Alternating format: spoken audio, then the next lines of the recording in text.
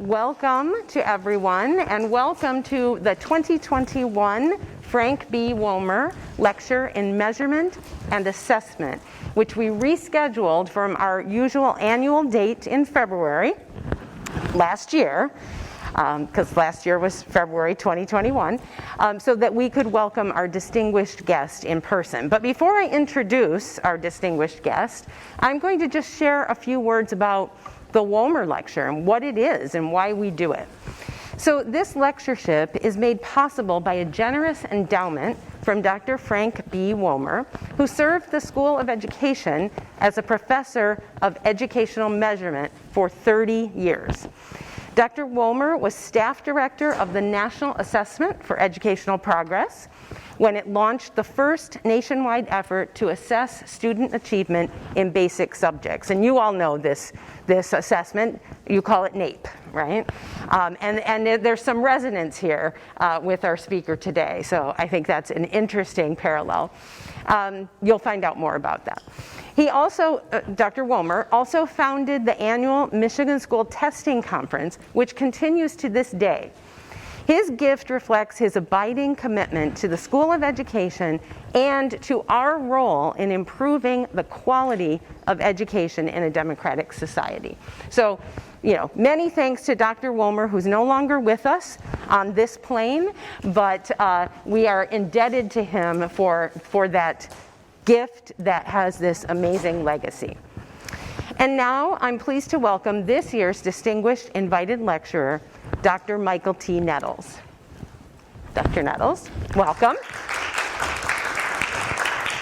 Let me tell you a little bit about Dr. Nettles. He is Senior Vice President and the Edmund W. Gordon Chair for Policy Evaluation and Research at ETS, the Educational Testing Service. That's why I made the point about the NAEP assessment. The mission, not Michigan, of ETS is to advance quality and equity in education by providing fair and valid assessments and research and related services. ETS scientists develop products and services to measure knowledge and skills and to promote learning and performance that supports education and professional development for all people worldwide. It's a global organization. Dr. Nettles has a national reputation as a policy researcher on educational assessment, that's why he's our Womer lecturer, student performance and achievement, and educational equity. In August 2014, President Barack Obama appointed Dr. Nettles to the President's Advisory Commission on Educational Excellence for African Americans. He was also appointed by 2 U.S. Secretaries of Education to the National Assessment Governing Board, which oversees and develops those policies for NAEP, for the National Assessment of Educational Progress. So there's that nice connection back to Dr. Womer. Additionally, he serves on the Southern Education Foundation Board of Trustees, the Board of Trustees of the Petty School, and on the Board of Directors of both the National Association for Equal Opportunity in Higher Education and the Urban League of Middle Tennessee. Dr. Nettles has a bachelor's degree in political science from the University of Tennessee. And from Iowa State University, he earned master's degrees in political science and higher education, as well as a PhD in education.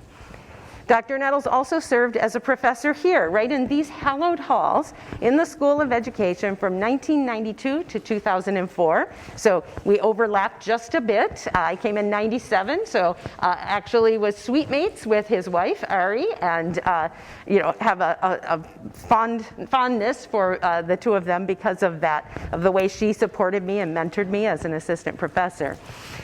Please join me in welcoming Dr. Michael T. Nettles back to the School of Education for the 2021 Frank B. Womer Lecture in Measurement and Assessment.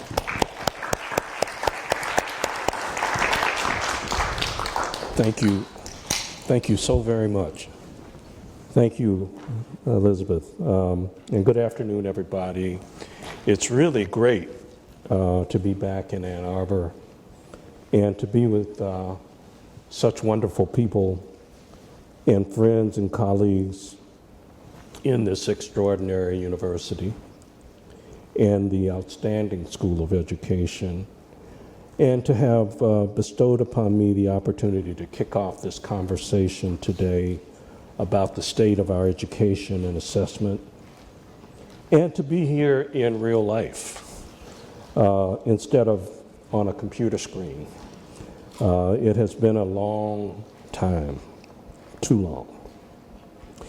And thank you all for sharing your time and attention with me to explore issues that in this university through progressive politics, actions, and litigation even, we have come to care and think often and deeply about creating assessments that support access, equity, and quality in education for all learners, especially those from emerging and demographically diverse populations. I am especially grateful to Dean Moji, Elizabeth Burr Moji. I bet you don't hear your middle name very often, but I find it to be very nice, and the School of Education. I am, as Dean Moji mentioned, a former faculty member here in the higher education part of the School of Education and the school. And I have deep respect for Elizabeth and her leadership and for her ascendance to that leadership from the faculty. And that's a view, I guess, is shared by the Board of Regents here as well, given that you've been anointed another 5 years at least. And I'm as proud today as I ever was to be associated with such an outstanding institution whose students and faculty and leadership are among the very best in the world. I had some of my fondest career times here. This is really a spectacular place. I think about it often. And finally, I'm honored to be delivering this Frank B. Womer lecture in measurement and assessment. Dr. Womer was a visionary who produced so much knowledge and contributed so much to our understanding of teaching, learning, and testing. He had a distinguished 30-year career beginning in 1956 here in the School of Education as an assistant professor like Dean Moji. And then he became an associate professor in '62 and a full professor in 1967 when he decided that he needed to take a break and become the first director, staff director of the National Assessment of Educational Progress, which was very new, brand new at that time. And he stayed there until 1971 when he returned to the faculty here in the School of Education. His legacy looms large in the School of Education, witnessed by this annual lectureship, and at ETS, where, as Dean Moji alluded to, not just my service on the National Assessment Governing Board, but since 1983, we've had the contract to design, develop, deliver, and report on NAEP, and throughout the nation, where it has earned the reputation of being the best assessment in K through 12 education. In honor of that legacy of Dr. Vollmer, I would like to discuss how we can leverage assessment to support learning and achievement, and by doing so, improve lives, strengthen communities, and do our part to repair our national polity. To achieve those goals, I believe that we need to do two things. First, enhance the credibility and usefulness of assessment as a positive force. And second, to democratize assessment so that it truly does serve all learners and in turn strengthens our society. No one would claim that psychometrics, an obscure field to most in humanity, can do these things on its own. That is not its job. But as rarefied as our work can be, it has immense impact on real lives in real communities. That is true when it works, and it also is true when it does not work. Our work is to design and deliver effective, meaningful, evidence-based assessments in the service of learning, and by doing so, to move us further toward wider access and greater equity and quality in education. Yet even that goal sometimes feels distant to me, and that is also what I would like to discuss with us today here. As a start, how about a new paradigm for assessment? Our society is deeply divided along many fault lines: race, income, culture, ideology, region, faith, lifestyle, and of course, education. Schools have always been lightning rods for controversy, but what we are seeing lately is of another dimension. Local school board meetings have devolved into melees, putatively over course content, uncomfortable historic truths, and anti-COVID measures. It is an environment fit for learning how to land a punch. Perhaps the most we can say is that at least those controversies have eclipsed anger over testing. But our day will come.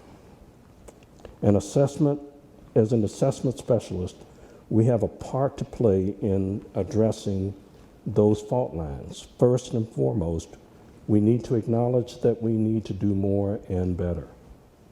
It is no secret that significant blocks of our society view K through 12 education and college admissions tests as impeding rather than enhancing opportunities to learn and prosper.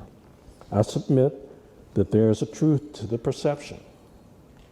We have been working at access, quality, and equity for 50 years, and yet gaps across demographic groups persist to the detriment of entire subgroups and to our prospects as a nation. To cite just a few examples, Black and Latino students have less access to gifted and talented programs in elementary school, 8th grade algebra, and AP, advanced placement, international baccalaureate, and dual enrollment programs. As a result, they are less prepared for post-secondary success and all it implies for success in life. Black students represent 16% of overall enrollment in elementary school, but only 9% of enrollment in gifted and talented programs. Latino students are 28% of students enrolled in elementary school, but only 18% of those in gifted and talented programs. Black students make up 15% of 8th graders, but only 10% of students enrolled in 8th grade Algebra 1. Latino students make up 25% of 8th graders, and just 18% of 8th graders in that course. Black students make up 15% of high schoolers nationwide, but 9% of the students enrolled in advanced placement courses. Nearly a quarter of students are Latino, but only 21% of students enrolled in AP courses are Latino. So as for higher education, because of their lower family income and declining Pell Grant distribution, Black and Hispanic students also receive less financial aid for higher education and take on more debt. Some of that is also due to assessments that are used to make decisions about how to award support. They are also underrepresented in the country's more selective colleges compared to white and Asian students, and are severely overrepresented at for-profit colleges, which have lower completion rates and high proportion of students who default on their student loans. Nor do they enjoy the benefit of legacy admissions as much. If that is true, then we have a responsibility to do something about it. Society is not waiting for us in the assessment community. It is already leaving assessment behind. According to the anti-assessment group FAIR Test, more than 1,800 colleges and universities will not require admission scores for applicants seeking to enroll next fall. And not all of that is due to COVID. As one observer put it, test optional policies have become the new norm in college admissions. The University of California's decision to go beyond test optional and instead become test blind is a signal that our opportunity to prove assessment value is receding. And so I believe we need to reconceptualize the assessment enterprise itself so that assessment and are student-centered, that they are designed to accommodate students' different approaches and styles of learning, equip them to lifelong learning, and expand their opportunities to demonstrate their skills and knowledge rather than penalize them for who they are. In short, we need to make assessments credible. The good news is that we already have many of the tools to succeed. Rapid advances in technology were already driving education toward blended, asynchronous, lifelong and personalized learning when the COVID pandemic closed schools early last year and accelerated the move to digital learning. Data analytics, machine learning, and other educational technologies have made it possible to generate, sort, analyze, and make use of vast amounts of information about student learning and performance. At the same time, breakthroughs in cognitive science and other disciplines have given us new insights on how students learn, think, and respond to test questions. With those tools, we can create formative assessments that measure individuals' learning far more effectively than is possible through traditional summative assessments, and to do so seamlessly in the context of classroom learning. Rather than a snapshot of a moment in time from the life of an anxious test taker, we can produce what amounts to a longitudinal picture of individual learning, and we can use that information to inform student-centered teaching. One example is through the use of continuous instructional embedded assessment. That is, tests woven into ongoing processes of classroom instruction that produce ongoing evidence of student learning. Embedded assessment might allow teachers to assess students in the regular course of classroom business. For instance, through real-life problems that incorporate the concepts which they are being tested, without students knowing they are being tested. This can be especially useful for students who underperform on traditional standardized large-scale assessments and suffer the ongoing impact from structural stigma. English language learning is another area which innovative assessments can make a difference for students for whom traditional assessments may fall short and who disengage and underperform over the long term as a result. By using a technique called translanguaging, we can develop tests that leverage a student's bilingual repertoire.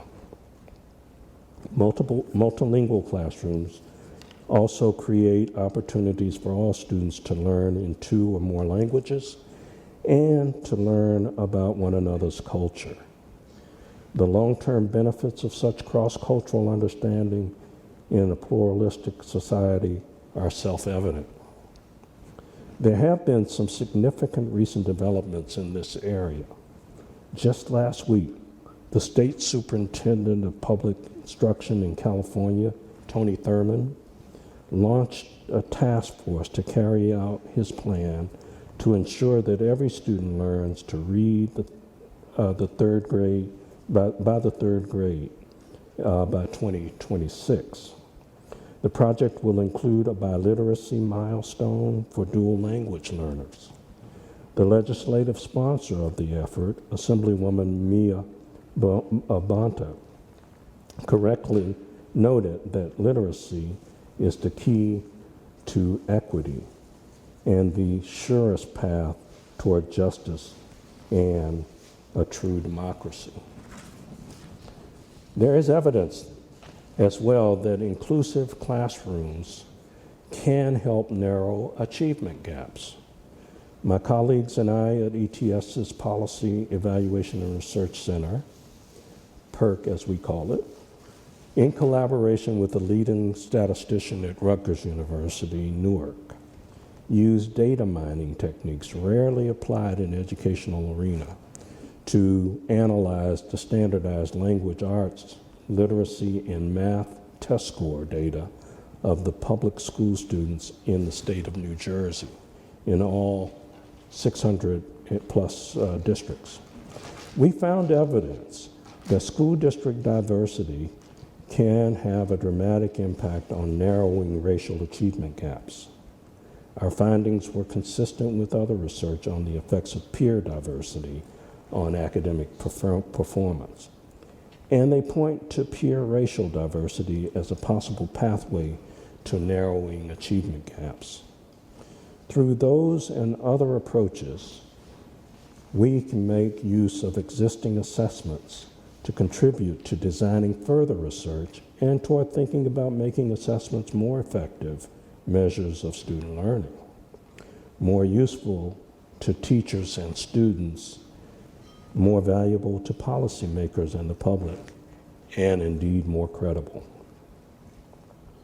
The coming of age of digitization can make a valuable contribution to credibility, democratization, and learning as well. No industry is more closely associated with credentials than education. Certificates, diplomas, and transcripts are the universal currency for skills attestation. And digital technologies are creating new ways for learners and workers to capture and communicate their knowledge, skills, and learning experiences more efficiently and meaningfully than ever. For decision makers to evaluate applicants' credentials more effectively than ever, and for learners to own their credentials and instead of educational institutions owning the credentials, the education that leads to the credentials, we put the ownership into the hands of students. This is all made possible by digitization. Traditional paper transcripts, or even machine transcripts, are limited to course titles, grades, and degrees or diplomas. As such, they represent discrete moments of periods of learning, a semester, for example, at a time. But carefully structured digital credentials stored in digital wallets can convey a wealth of information about an individual's learning history. Digital credentials can validate skills and knowledge acquired in and out of formal educational institutions. It can convey metadata about the assessment experience or criteria that led to validating of skills or competency-based credential. They can be transmitted and shared in a simple, consistent format and displayed or placed in different platforms, making them interoperable in environments in both human-readable and machine-readable formats. Bring to admissions, digital credentials can bring to admissions offices and employers' attention diverse skills, knowledge, and experiences that might otherwise go unnoticed, and they can be presented by the test taker or the student rather than an organization like ETS, because the student will have ownership. And they can be updated as desired to reflect reskilling and upskilling. This can happen in K through 12 as well as in post-secondary education. So we're talking about comprehensive learner records. The market for digital education credentials is beginning to coalesce through the use of comprehensive learner records. CLRs function as a portable digital credential portfolio or lifelong digital learning transcript. CLRs were developed by IMS Global Learning Consortium as the next generation of secure and verifiable learning and employment records. IMS designed the CLRs to support a full range of academic and workplace learning, recognitions and achievements, whether they occurred on or off campus, in or out of the classroom, or at the workplace or elsewhere. These learning events can include internships and other work experiences, service learning, study abroad, undergraduate research, community-based learning, and creative activities. Entrepreneurial projects and other co-curricular experiences that resulted in new skills or consequences represented by badges, certificates, licenses, as well as employer-based achievement and milestones throughout a lifetime. ETS and a company called Territorium, founded in Mexico, in Monterrey and Mexico City, are collaborating on CLRs and the use of CLRs in primary and secondary schools as well as in higher education. Territorium uses artificial intelligence and machine learning to deliver training and development in education and corporate sectors. Its CLR would track student progress in a skills profile and collect proof of knowledge and ability in an evidence portfolio that would reflect all of students' learning experiences, or at least the learning experiences that students decide they want to share. The Territorium CLR will use an ETS assessments to standardize the measurement of skills, including social and emotional skills, that are so important not only for academic success, but also for success in working life. Digital credentialing is both a cause and an effect of potentially tectonic changes in workplace recruitment, evaluation, and placement. The implications for higher education are significant. The traditional linear sequence in which a student completes a degree program and enters the workplace is blurring. Learners and workers going back and forth between work and study is as much a rule as an exception today. Students step out of post-secondary programs in order to work or care for family, step back in later and complete a degree, or return to school to upskill or reskill in order to stay relevant and competitive in a constantly evolving workplace. These trends are ushering in an era in which jobs are incredibly mobile, global, work is more automated, hiring is more competency-based, and a formal post-secondary degree is not always the route that is necessary. In fact, on top of the post-secondary degree, the skills acquisition and evidence is also required in many cases. Numerous analysts have argued that a traditional four-year degree will offer less return on investment compared with these customized, on-demand, and more affordable learning modules that help workers stay current with technological changes and new projects. This new mode appeals to many employers. A study by the International Council for Open and Distance Education, for example, found that 86% of employers who were familiar with digital credentials preferred a digital badge over an academic transcript when verifying a student's skills. Because of these trends, institutions of higher education and test makers are under pressure to measure a broader range of student outcomes than the traditional metrics of retention and graduation rates.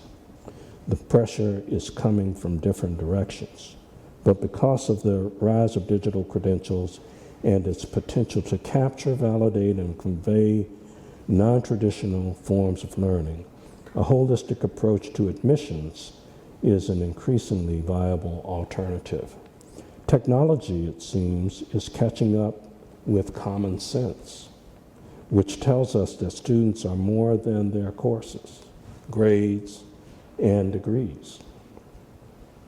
The combination of digital credentials and holistic admissions offers a more meaningful way for candidates, especially those from non-traditional, underserved groups, to present themselves and for decision makers to get a more complete portrait of the person they are considering for admissions. In doing so, it can make assessment more democratic and equitable. And in fact, a growing number of colleges and universities are adopting this approach for admissions and for measuring student outcomes.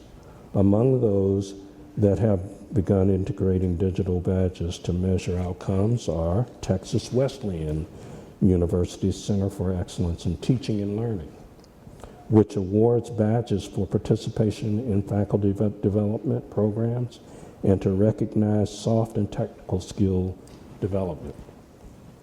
The University of Notre Dame, which integrates digital badges into e-portfolios to recognize skills students have demonstrated through extracurricular and co-curricular activities.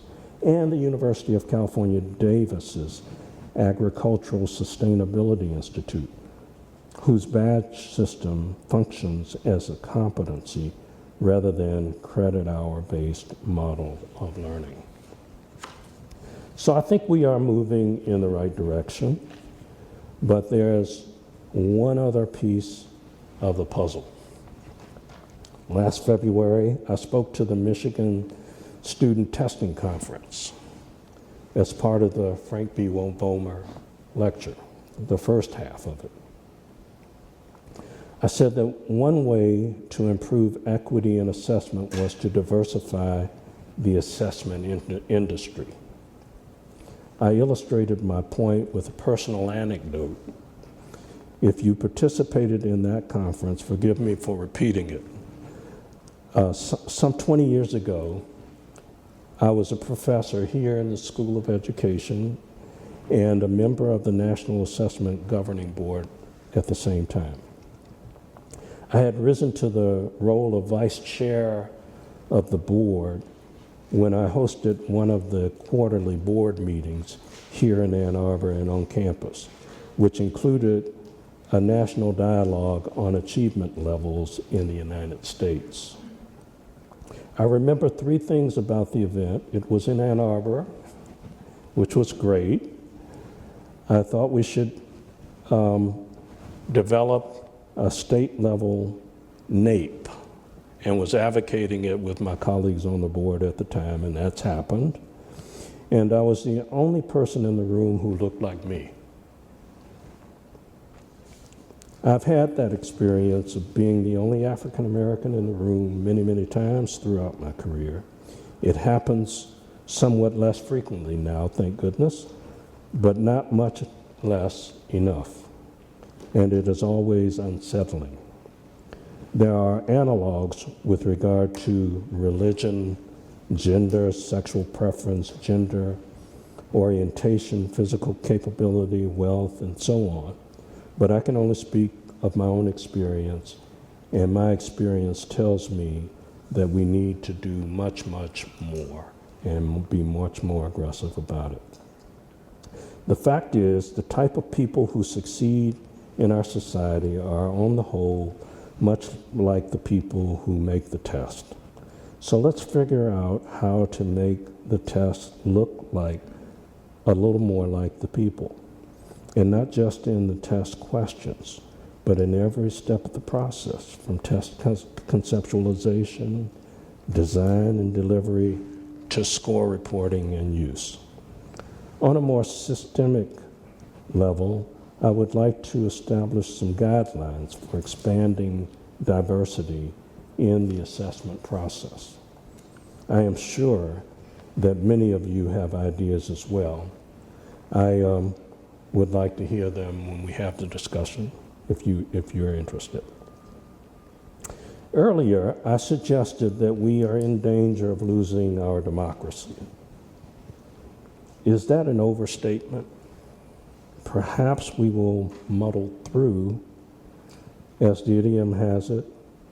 Of course, no one knows, so it is up to each of us to make our own forecast based on our own definition of muddle through. But we do know that we have experienced in just the past several years, what we have experienced in the past several years, a violent insurrection at the seat of our national government, supported by a broad swath of the electorate with a grave misunderstanding of our political system and their roles and responsibilities in it.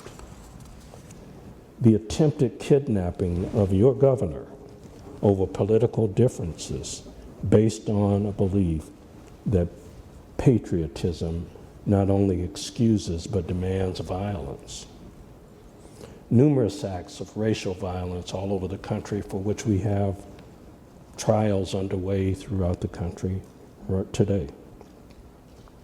The continuing popularity of the absolutely astonishing belief that key institutions of society, including the federal government, are controlled by Satan, worshiping pedophiles and child sex traffickers. A widely held view that COVID-19 pandemic is a hoax, despite all the evidence, so much direct experience. And the continuing influence of a political movement based on the assertion widely held to be not just a lie, but a big lie. I look at this list and I conclude that we are not muddling through. We are suffering as a nation, some of us more than others, but all of us in some way. And we will all suffer more unless we correct our course. No doubt these pathologies spring from a thicket of factors, but it seems self-evident that those of us in education need to examine whether there's something more that needs to be done in education and assessment. Why are so many people so unfamiliar with the touchstones of their political system? Why are so many people hostile to facts and evidence? Why are so many of us so intolerant of those who are unlike us? And what are education and assessment not doing about these things? Those are hard and unhappy questions. But as I have discussed, I believe we are already on a path to doing our part. We are undertaking changes in how educational services and assessments are designed and delivered and used, and how opportunity is made available to those willing to seize it. That cannot help but help. Thank you for your time, and I look forward to the discussion of these issues with you this afternoon. Thank you very much.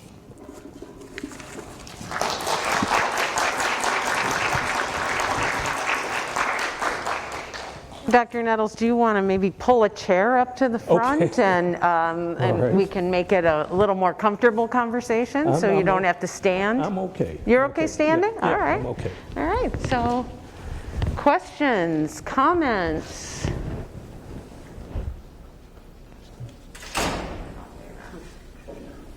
Dr. Silver.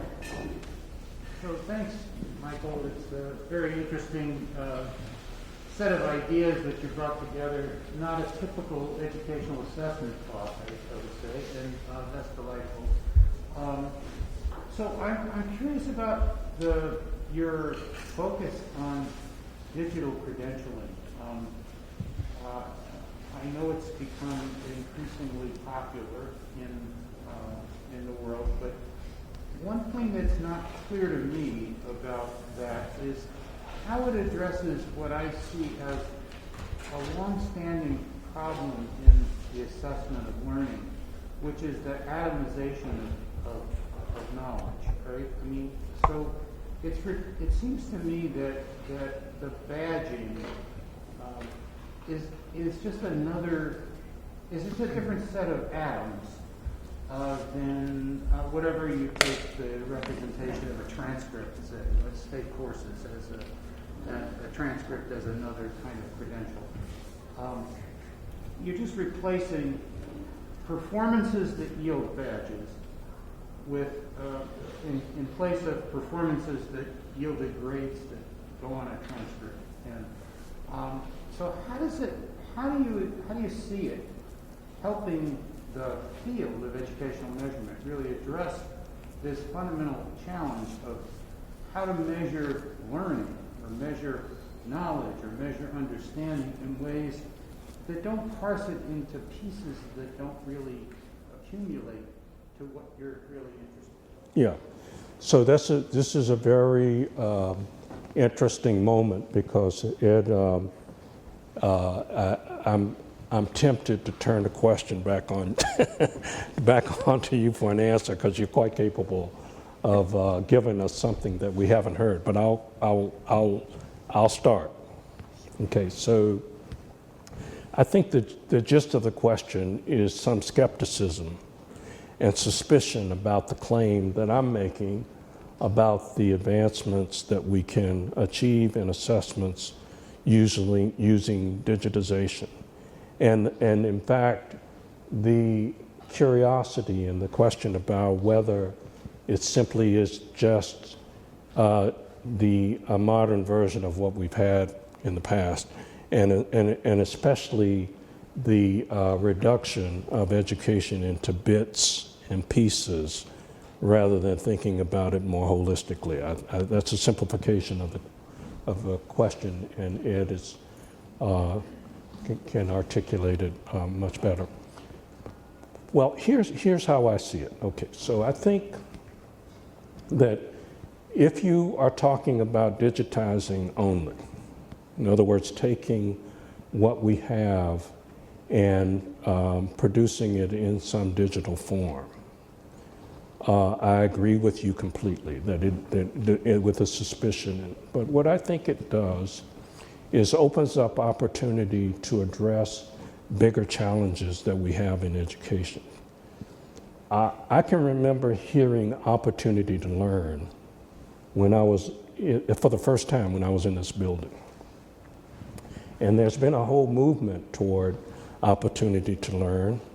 There's been a movement toward portfolio assessment. I heard that phrase uttered for the first time when I was working in this building every day.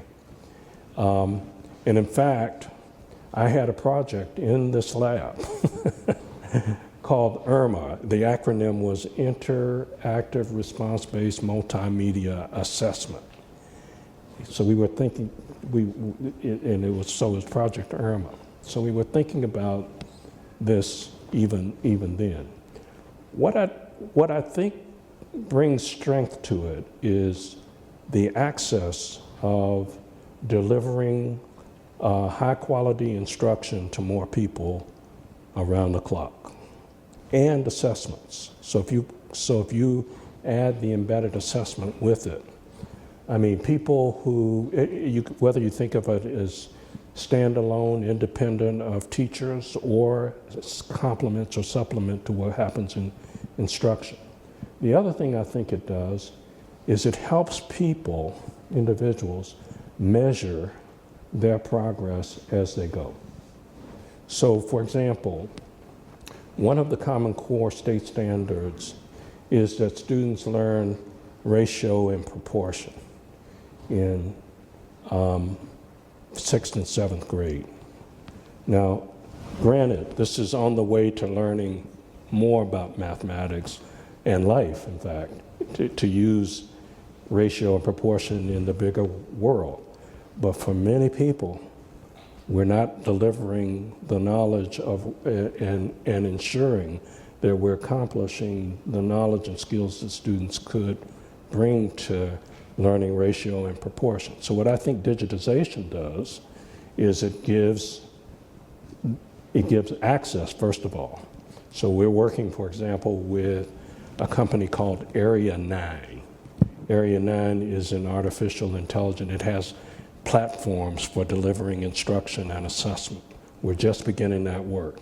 We're producing modules from the Common Core state standards beginning with ratio and proportion. And the idea is that if students don't have access to learn it from their teachers, they can learn it some other way. And in fact, teachers may learn it too. I think that this will provide an opportunity for teachers to learn.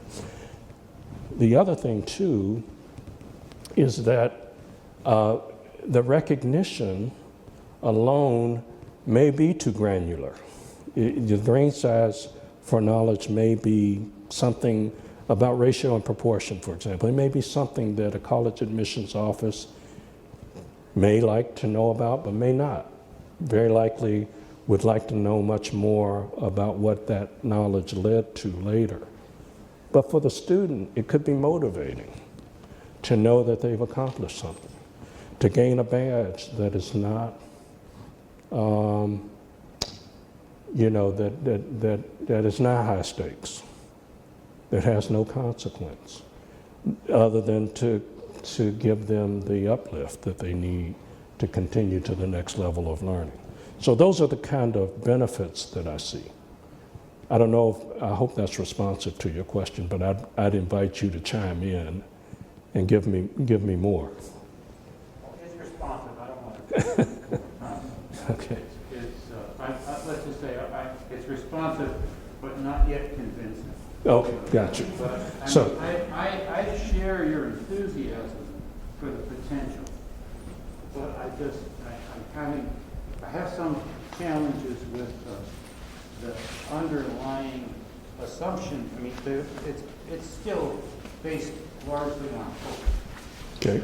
That we'll get some reformulation of the mixture. What I like about it is the mixture of instruction and assessment, the integration of instruction and assessment rather than the separation of those two. Yeah.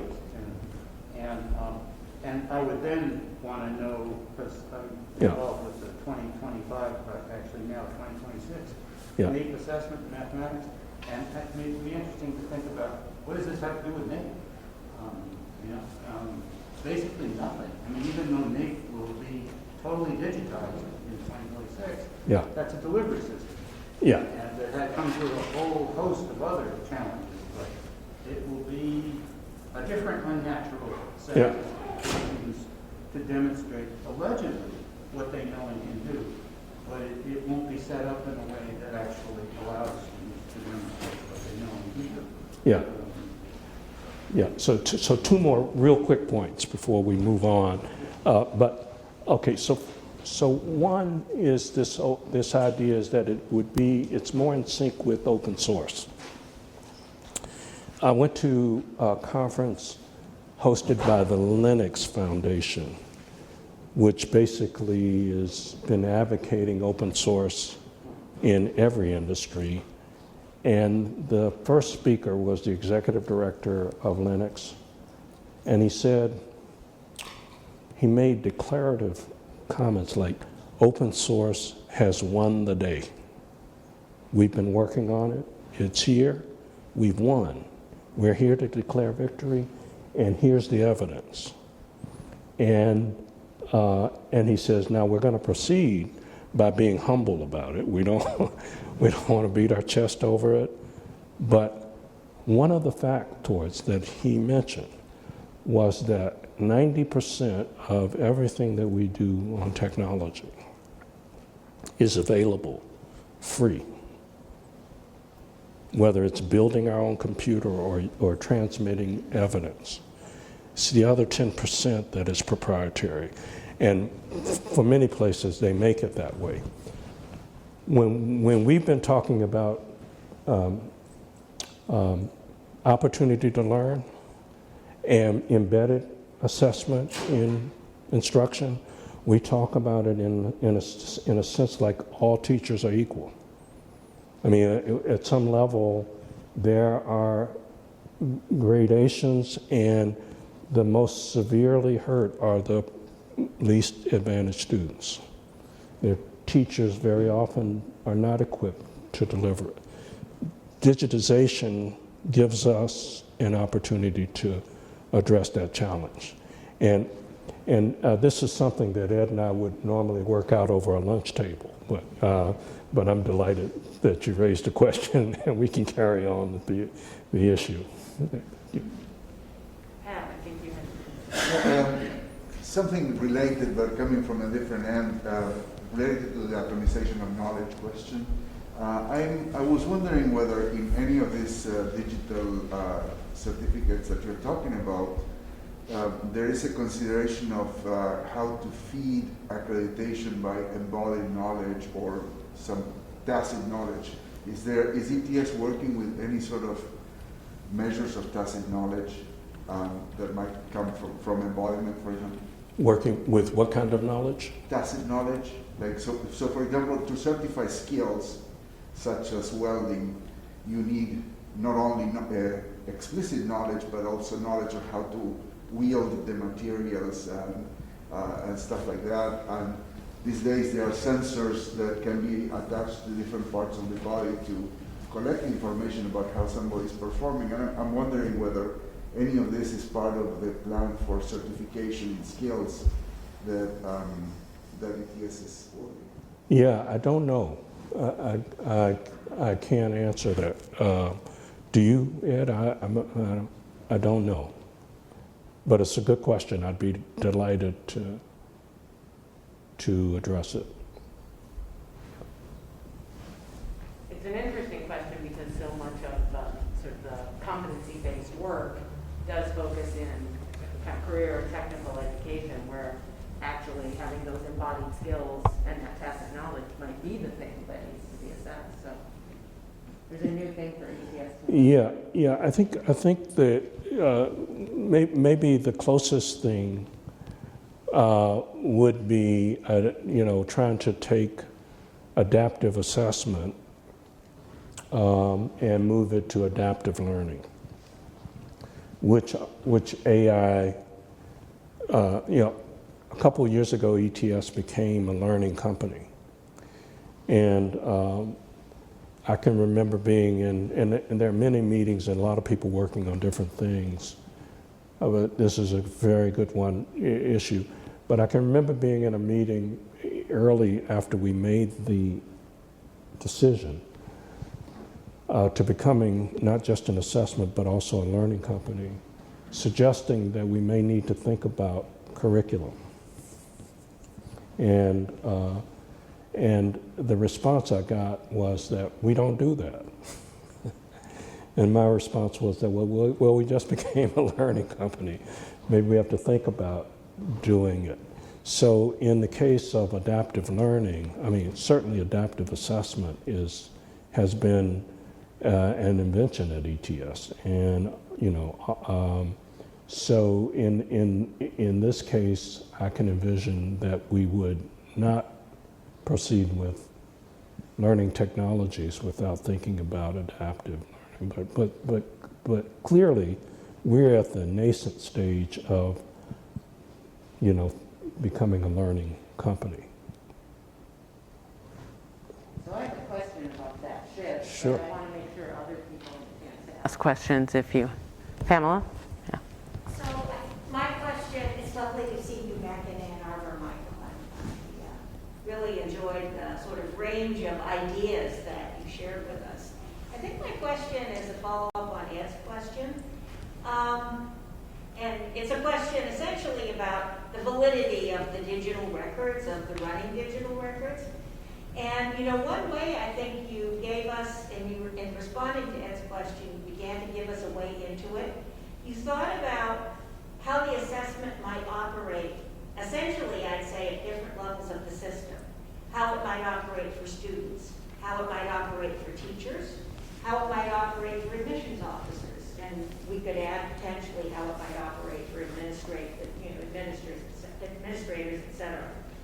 And it seems to me that there's a different set of validity questions to be asked at each one of those levels, because the interpretation and the decision, and actually the consequences of the decision, because they aren't all non-consequential. The admissions officer's decision is consequential. And one of the things that happens at different levels of the system is that the information becomes increasingly decontextualized. So the student knows a lot about, the context in which they're working. And the teacher of a classroom knows quite a bit about the context as well, and can bring a lot of corroborating, complementary evidence to bear. The admissions officer doesn't have access to that. For the admissions officer, the running records are quite decontextualized. So I'm pushing you a little bit to think about validity. I'm picking a level that I want you to think about validity, help us think about validity. Yeah. And how does an admissions officer who receives these decontextualized, it's probably richer information than what one would typically receive, but how does an admissions officer begin to think about, or not the admissions officer per se, but how do the people who are enacting the system begin to think about the validity of these accumulating bits, these accumulating running records to support a consequential decision? Yeah. So, great question, and I just discovered it's very difficult with mask on to know who you're talking to. I just discovered it with Pamela, and I discovered it by what you were saying rather than seeing your face. And so, again, here's a case where the best person to think about these questions might be Pamela, or to think with about these questions. So, but I will tell you that your question is really important and timely, because if you look at the 13 criteria that UC has put into place, there are context-related criteria. In fact, they've become test blind, but the question about the other information that they will be receiving, they've placed it in, they've indicated that they're going to take context into consideration. The place where there are two places where we have the opportunity to examine this.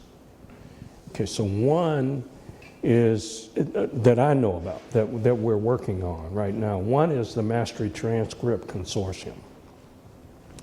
This is a consortium of 400 plus, mainly high schools, but when high schools have elementary schools attached, they become part of it too, and they're using Mastery as the outcome, however measured, is to reveal, to serve as the score or the grade or the report about students' accomplishments rather than the traditional grade. Now, so we're at the basic level, at least as far as I am, at the basic level of a conversation with them about this. before you can get to the validity questions, we're trying to learn the variety of ways that they are achieving, that they're revealing mastery. So we're developing a relationship with the Mastery Transcript Consortium to begin to do that. We've had a conversation with them about a longitudinal kind of design so that we can look at, I mean, they have 12 of those schools now, and I just learned the other day that it's grown to 25 this year, where the students are submitting these mastery transcripts to colleges and universities for admissions, and they've submitted them to 176 different colleges and universities. So trying to figure out the variety and whether there's fidelity across this is a basic question, and at least in terms of the predictive validity, we can look at that over time. Now, the more complicated types of validity that you're talking about, I think, needs to be addressed too. And what I'm learning is that I'm reading a book by a man named John O. Bacon called People Powered. And what this technology movement is doing for us is forcing us to establish communities to do work, because otherwise it becomes isolated, siloed, and there are all sorts of examples. You know, any industry that is succeeding seems to be developing communities to build this new, you know, to keep up with all of this. The other place is an organization called Randa, a company in Franklin, Tennessee. And we have a relationship with them through the Praxis program so that they can develop digital wallets for teachers. So now, this is a case where we're placing a test that already has all those conventional validity checks on it, placing the data into these wallets. So then we have to begin to think about whether, in fact, that's the best way, and then around that to even think about the 21st century forms of validity and the type of validity evidence that we can produce. So, I'm with you. I mean, but I think in some of these cases, if we do it in a conventional linear fashion toward establishing the conventional approaches to producing assessments, to conceptualizing them, building frameworks and all of that, I think we have to continue doing that, but I also think we have to move in green fields where, because otherwise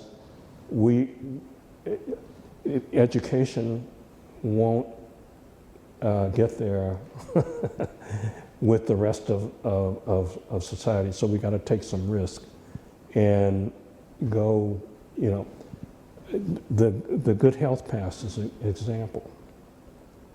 I went to the ASU GSV conference, and we had to show the evidence of our vaccination. They used probably not the best system, but they used CLEAR. And you give CLEAR the name of your organization, the place where you were vaccinated, and you can find the rest. You can't do that in education with credentials. And I wonder if there might be parallels in other industries that we can learn from about how to, you know, legitimize and even in the more complex question of validation that you're raising. One of the things I particularly appreciate about your answer is that you're thinking in the context of particular cases right now, and particular cases of practice are going to raise somewhat different validity issues, regardless of what level of it. And so I think that's actually a really sort of smart approach to beginning to conceptualize validity in these, much more complex circumstances. Yeah. And each one, you spoke to certain kinds of evidence that were already becoming available. That doesn't mean it's anywhere near potentially sufficient yet, but it's just really good, I think, to think in cases and to think about particular circumstances and the kinds of validity issues they raise, the kinds of evidence they require, and then we can begin to learn by looking across the cases of practice. Yeah. I really like that, approach to answering the question. Yeah, it's interesting. Every day for us is a struggle. I'm trying to persuade my colleagues at ETS on 2 or 3 fronts right now. But one is to join Area 9, this company that I mentioned, in a venture to use its the easiest way for me to say is Rhapsody, but you have to take off the IE at the end. It's Rhapsoid, that's what it is.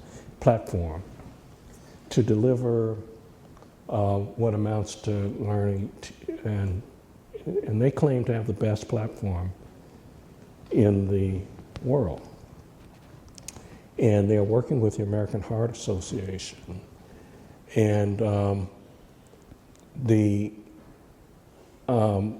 questions about validity, we have enough people who are ready to move forward, which is great, but we get things, we have to make sure at ETS and in your work that we check all of the boxes. So like November 1st, the accommodations for disability came up, which raises a whole lot of other validity kinds of issues, right? So we've gone through looking at the YCAT standards and so on. And so, we produce content for that platform as a demo.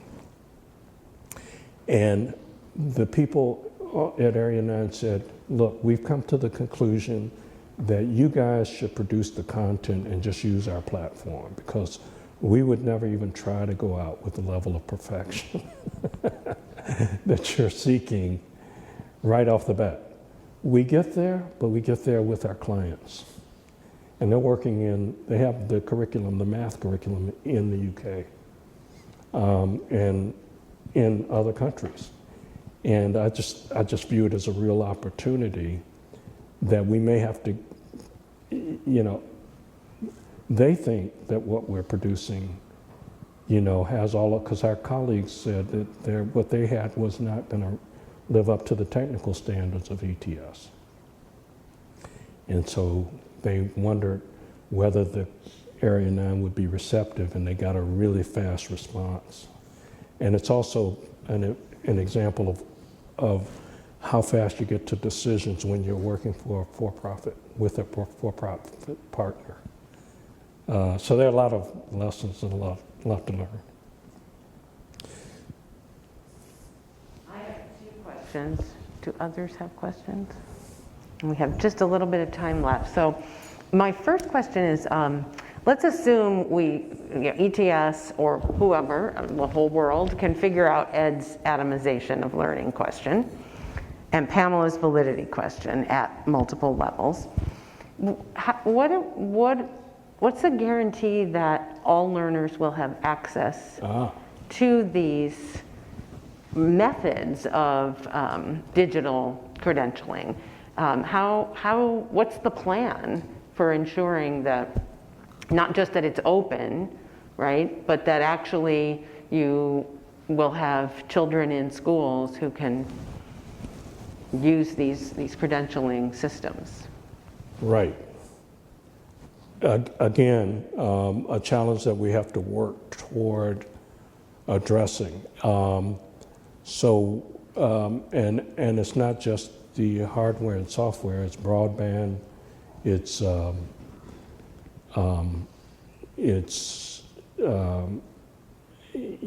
levels of learning, all kinds of complications. So what I think we have to do is produce policies that that try to ensure that people have that we're tackling the tough question you're raising. And I see. I worked with somebody in the school, a graduate student, who was on a committee. I don't want to out the graduate student, but she was a leader on a committee for the campaign, the winning campaign in the last presidential election, and was very good. Well, and I was fortunate to chair a couple of committees under her leadership. And I identified a person at Amazon who was one of the founders of the Amazon web service, really knowledgeable about comprehensive learner records, stackable credentials, and so on. And one of the things that he identified was in the last administration, a internal government cross-agency group had begun thinking about this question. And now, as I've progressed since then, I've discovered that there are a couple of committees and a couple of non-governmental committees working under government contract to address how this is going to roll out. Because what the infrastructure investment represents is fast forwarding in this direction. So we can envision that 10 years from now that what we're talking about will be here. I mean, even maybe sooner. And like the web, like internet. When I started in the school, I'm not sure we had internet here. So it really is something that would be nice to examine again with communities. You can do it here in the school, but I think it has to be tackled out there. What I do think, though, is that the access issues, that's what I'm optimistic about. We worked in the Race to the Top. Before we had Race to the Top in Tennessee, in fact, you have a graduate student here who was on our team at ETS at the time. And it was called Sites M, Strengthening Instruction in Tennessee Elementary Schools with a focus on mathematics. And one of the first lessons I learned there was that not only were teachers not, let's say, equipped to teach mathematics, but they didn't like it. It was their least favorite subject. They avoided it and had developed systems of avoidance, designating teachers to teach it. And when, in fact, we know that mathematics, like other subjects, is best learned when you are living it, right? When you're in the class and outside the class, when you can take it to any teacher that you're working with. And that's just not happening. And so what I'm hopeful about is that this speeds up the process. And but again, a really serious question that we have to tackle. Yeah, and again, on multiple levels, like Campbell said, it's about having the hardware and the software. You said that, but then there's how do you use it, and how do we not end up with a further divide where some people can credential themselves and have that ownership, that phrase that you use, like they own their credentials, and other people are still living like a kind of win of their system. Yeah, but here again, on the assessment front, this was a place where we observed that the first time many students had access to an assessment was when they were taking the state test. Right. And if they were taking assessments along the way, they weren't getting used, I mean, they weren't getting benefit from it. Yeah, And yeah, they weren't learning from it, and their teachers weren't. correct. It's a really interesting possibility. Yeah. So the last question I just want to throw out, and you 7 minutes to answer. I find it really interesting that ETS had to make a sort of formal move to name themselves as a learning company. Because of course, what is assessment of if it's not assessment of learning? And so I just wonder, what are the implications of sort of rebranding yourselves internally or externally as a learning company versus a testing company? Yeah, I think that's a great question, and if you look at much of what we have been doing over the years, it's been large-scale, standardized tests and assessments. Sure, it is of what people have learned, but I think that one colleague probably represents it best when he says that we are producing an instrument for, of, and as learning, which was different. It was a pivot for us to think about it. So we were basically a summative assessment company. In the SiteSim project, once we learned that students were getting to the summative assessment, we learned also about products that they were using along the way. And so we started thinking about testlets and, task. And we would have to invent a whole new apparatus and system to have a structured, regular interaction with teachers. So if we were, for example, if in an ideal sense we grow into a company that is interacting on assessment in the classroom, embedded, we would have to develop a system for doing that. We don't have it at the moment. But I just think it's fascinating. Yeah, it is. Way of thinking about assessment than static. Yeah. Yeah. Or summative versus formative. And again, this gives us, the digitalization offers the potential of having a relationship with students, with test takers, and with teachers. We could communicate. We have something now called additional score reports. So the way it works is that when you take a test, you know this, you can designate a place or 3 places that you want scores to go at no additional charge.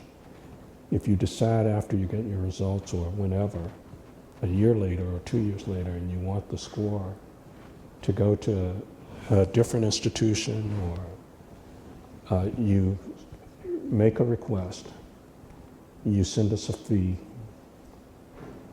and we send the score. So in effect, we own its score, right? So what we're talking about is creating a channel that gives the student the ownership of that score.